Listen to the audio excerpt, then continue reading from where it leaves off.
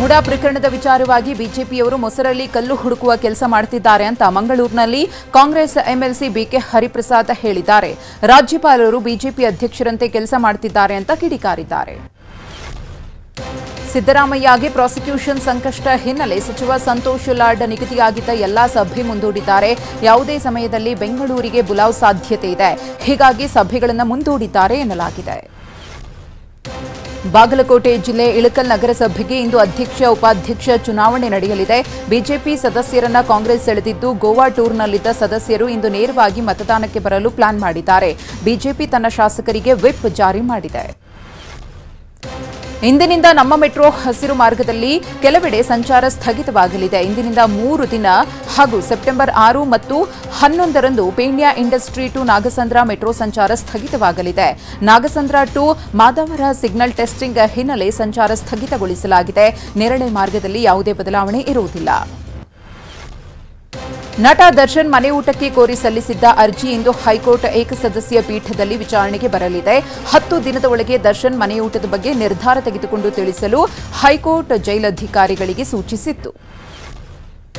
ರೇಣುಕಾಸ್ವಾಮಿ ಹತ್ಯೆ ಪ್ರಕರಣಕ್ಕೆ ಸಂಬಂಧಿಸಿದಂತೆ ಸಂಪೂರ್ಣ ಎಫ್ಎಸ್ಎಲ್ ರಿಪೋರ್ಟ್ 3 ದಿನದ ಒಳಗೆ ಪೊಲೀಸರ ಕೈ ಸೇರಲಿದೆ. CC camera, audio samples, mobile data ರಿಪೋರ್ಟ್ಗಳಿಗಾಗಿ ಪೊಲೀಸರು ಕಾಯ್ತಿದ್ದಾರೆ. ಇನ್ನು 20 ದಿನಗಳಲ್ಲಿ ಪೊಲೀಸರು ಚಾರ್ಜ್ ಶೀಟ್ ಸಲ್ಲಿಸಬೇಕಿದೆ. ರೇಣುಕಾಸ್ವಾಮಿ ಹತ್ಯೆ ಪ್ರಕರಣ ಸಂಬಂಧ ತನಿಖಾಧಿಕಾರಿಗಳು ಐಡೆಂಟಿಟಿ ಪರೇಡ್ ನಡೆಸಿದ್ದಾರೆ. ಸಾಕ್ಷಿಗಳು, ಪ್ರತ್ಯಕ್ಷದರ್ಶಿಗಳು, ದರ್ಶನ್, ಪವಿತ್ರ ಸೇರಿ ಎಲ್ಲ ಆರೋಪಿಗಳ ಗುರುತು ಪತ್ತೆ ಹಚ್ಚಿದ್ದಾರೆ. ಸಂಪೂರ್ಣ ವಿಡಿಯೋ ಚಿತ್ರೀಕರಣ ಮಾಡಿಕೊಳ್ಳಲಾಗಿದೆ.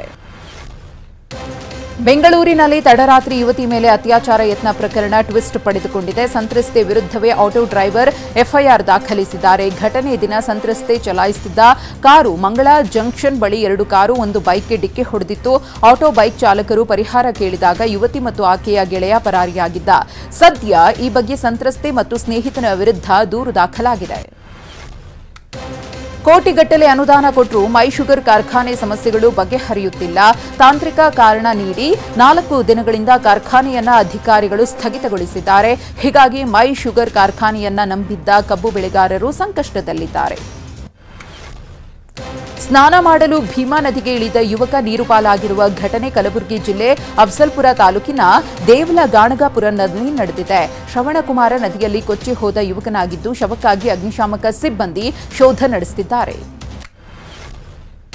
ತುಮಕೂರು ಜಿಲ್ಲೆಯಾದ್ಯಂತ ಭರ್ಜರಿ ಮಳೆ ಹಿನ್ನೆಲೆ ಚಿಕ್ಕನಾಯಕನಹಳ್ಳಿ ತಾಲೂಕಿನ ಹಲವು ಗ್ರಾಮಗಳಲ್ಲಿ ಹಳ್ಳಿಗಳ ಸಂಪರ್ಕ ಕಟ್ಟಾಗಿದೆ. ಹಳ್ಳ ಕೊಳ್ಳಗಳು, ಸೇತುವೆಗಳು ತುಂಬಿ ಹರಿಯುತ್ತಿವೆ. ಅಲ್ಲಲ್ಲಿ ಮರಗಳು ಧರೆಗುರುಳಿದ್ದು ಕೆರೆಗಳು ಕೋಡಿ ಬಿದ್ದಿವೆ. ಹಲವೆಡೆ ಸೇತುವೆಗಳು ಕೊಚ್ಚಿ ಹೋಗಿವೆ. ಮಂತ್ರಾಲಯದಲ್ಲಿ ತಡರಾತ್ರಿ ಭಾರೀ ಮಳೆ ಬಂದಿದ್ದರಿಂದ ಮಠದ ಕಾರಿಡಾರ್ನಲ್ಲಿ ಮಲಗಿದ್ದ ಭಕ್ತರು ಪರದಾಡುವಂತಾಯಿತು.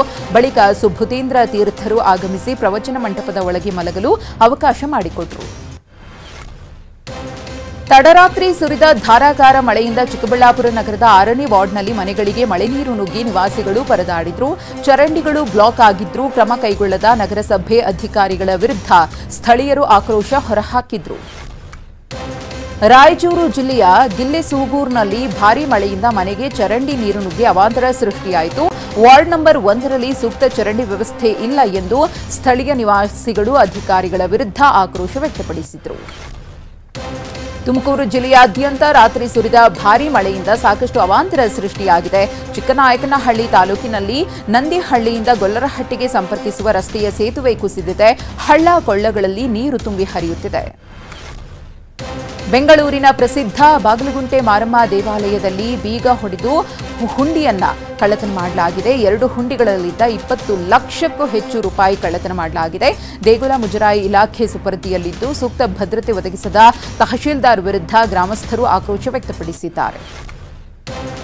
ಇಂದು ಮಾಜಿ ಪ್ರಧಾನಿ ರಾಜೀವ್ ಗಾಂಧಿಯವರ ಜನ್ಮದಿನ ಹಿನ್ನೆಲೆ ಶೇಷಾದ್ರಿಪುರಂನ ರಾಜೀವ್ ಗಾಂಧಿ ಪ್ರತಿಮೆ ಮುಂಭಾಗ ಸದ್ಭಾವನಾ ದಿನಾಚರಣೆಯನ್ನ ಆಚರಿಸಲಾಯಿತು. ಕಾರ್ಯಕ್ರಮದಲ್ಲಿ ಡಿಸಿಎಂ ಡಿಕೆ ಶಿವಕುಮಾರ್, ಸಚಿವರಾದ ಪ್ರಿಯಾಂಕ್ ಖರ್ಗೆ, ದಿನೇಶ್ ಗುಂಡೂರಾವ್ ಭಾಗಿಯಾಗಿ ಪುಷ್ಪಾರ್ಚನೆ ಮಾಡಿದರು. ತಡರಾತ್ರಿ ಸುರಿದ ಮಳೆಗೆ ತುಮಕೂರು ಜಿಲ್ಲೆ ಕೊರಟಗೆರೆ ಮಧುಗಿರಿ ಭಾಗದ ಜಯಮಂಗಲಿ ನದಿ ಮೈದುಂಬಿ ಹರಿದಿದೆ.